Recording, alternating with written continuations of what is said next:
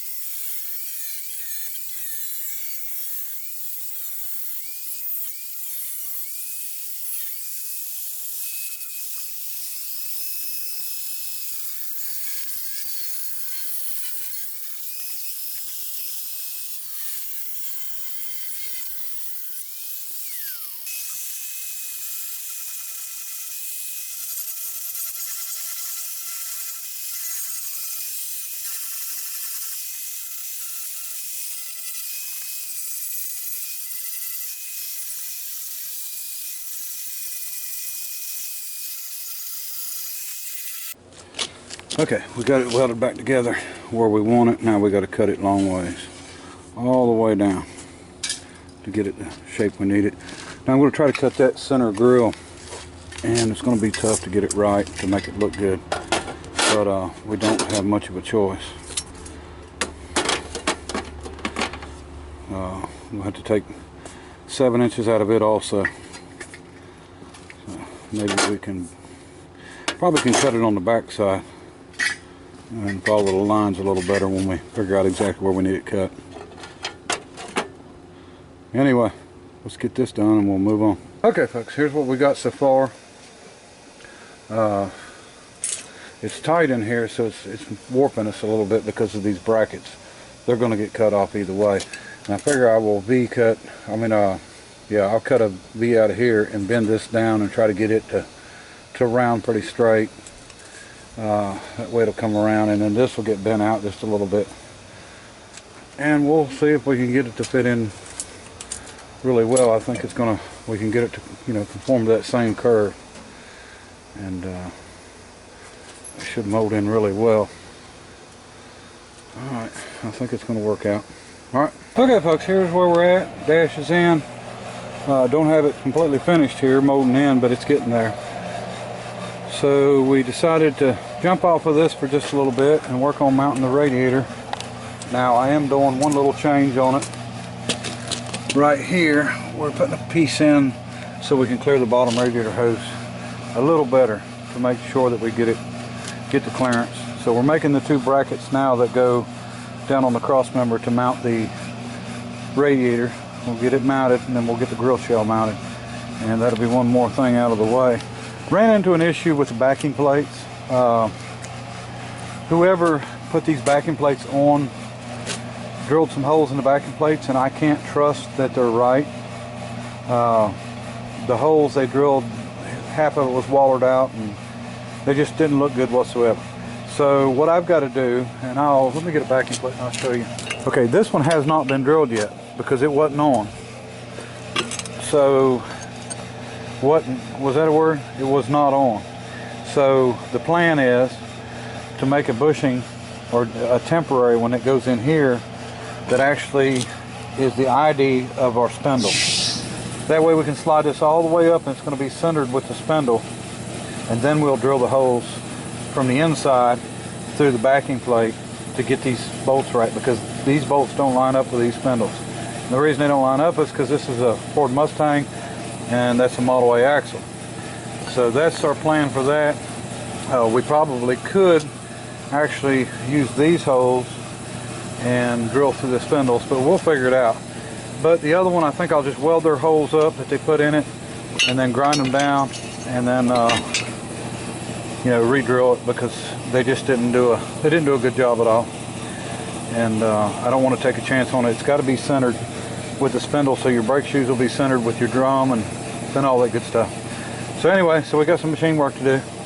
And also on this side, the bearings are right. I checked everything, all the bearings fit in good, but I don't know if you can see on this side they have got a radiator hose clamp spacing this wheel out. The other side had washers, so we're going to make a good bushing to space that out that is the right size and fits the inner seal. So we'll have to do that too. So we're going to put in a little bit of machine time on the lathe, but it's not a big issue. So right now radiator, and then we'll jump on something else. All right. Okay, so we got that welded in how I want it. We got 2 flats welded on it. That is for this radiator. I don't know if I showed it before or not, but anyway, it sits on here. We're going to make some rubber mounts to go between it. Top and bottom of the radiator, and then it still has the 2 rods that's going to come from here back to the firewall to keep it from moving. But there is how it's going to sit. It's leaned back just a little bit. The only issue we've run into, and that we are going to run into, one of them is we're not going to be able to use that, which is not a big deal. We just put a plug in it for the drain. And the other issue is our fan is a little bit close, too close to the top radiator hose, which comes right here. So what we'll do is trim the fan exact on each blade about a 1/2 inch, and you know, re-round it, make it look decent. And you won't be able to tell unless I've got a smaller fan. I might have a smaller one, I haven't looked yet. So anyway, here's what we got going on. And then these tabs are actually to mount the grill, but these bottom ones are not going to line up right because this is a chopped radiator. It's a shorter radiator, so we'll have to do some work on the front tabs, but we'll get it. All right folks, we got the radiator on. We've got a small gap right here because this is a chopped radiator and a regular size grill, so we're going to put a piece in there, paint it black before we put the grill in there, the actual grill itself. But we've got clearance down here, and we actually have got clearance up here. I think enough to clear the radiator hose. So that's about as close as we're going to be able to get to getting it on. And it's a little bit higher than the cow, but not much. Mainly because it's got a bump up, and I don't remember seeing it like that. I thought they were a little flatter than that, but we'll work with it. So anyway, I think I'm going to retire from this and go to working on the seat. So it's going to be dark here shortly anyway. Alright, okay folks, we're back in the upholstery room. I think we're fixing to do the rest of it here. And for now, I am going to run this all the way down, but I will be adding something to it later to make it look a little different. But anyway, so what we need now is our length from here down, and then we need to wrap it, and then it needs to hog ring around the backside up here. We've already got one we need to get off. But so I might need to make sure there's no rough spots too. We don't want anything that's going to rip our fabric. But so what you want to do is push down on it and get an idea of the length, and then, you know, add enough to come around. Now on cloth I would sew something around it. On vinyl I'm going to leave plenty enough to be able to fold it double and then hog ring through it. Now I've taken some stuff apart, and I've seen plenty that was just hog ringed through the vinyl, just one-sided, and it held up for years. So as long as you bring it around and you double it up, I think it'll be fine. So first thing we'll do is get this measurement and get it up. And what we're going to do is mark center on our piece. We'll mark, have center on here again, which is right. I got it marked right here. We're going to start sewing from here back this way, and when we get done, then we'll sew from here back this way. But this is going to take probably 3 pieces. One full piece across the front and down each side as far as it'll go, and then 2 more pieces to get to the center of the back. So I'll show you that as I go. Alright. Okay, the way this was set up, I went ahead and done the skirting 15 inches all the way around, and we're going to trim it afterwards. We'll try that. I hadn't done that before, but less chance of me screwing it up.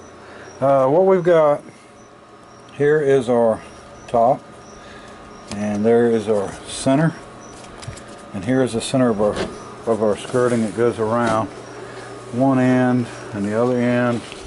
It's long, it's aggravating, so we're going to start in the middle and sew around until we get back to the middle of the back, and then we'll turn it and do the other way.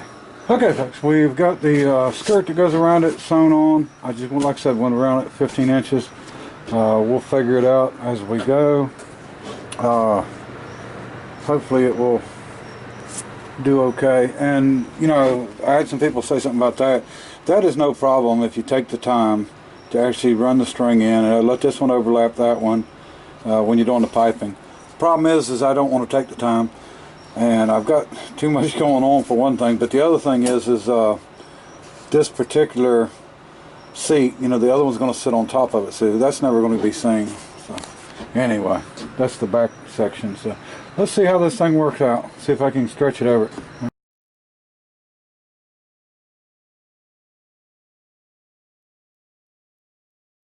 Okay, we got our grill in all the way also and bolted it on